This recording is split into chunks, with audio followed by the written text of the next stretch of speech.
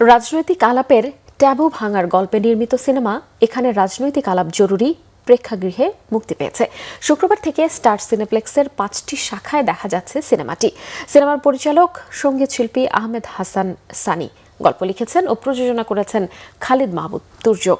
চলচ্চিত্রটি মুক্তি উপলক্ষে সিনেমা হলে উপস্থিত ছিলেন শ্যামল বাংলা মিডিয়া লিমিটেডের ব্যবস্থাপনা পরিচালক ও ঢাকা 6 আসনের বিএনপির মনোনীত প্রার্থী ইশরাক হোসেন, বাংলাভিশনের অনুষ্ঠান প্রধান তারেক আকন্দ ও সিনেমাটির অভিনয় শিল্পী ও কলাকুশলীরা। এছাড়া উপস্থিত ছিলেন মিডিয়ার বিভিন্ন সেক্টরের মানুষেরা।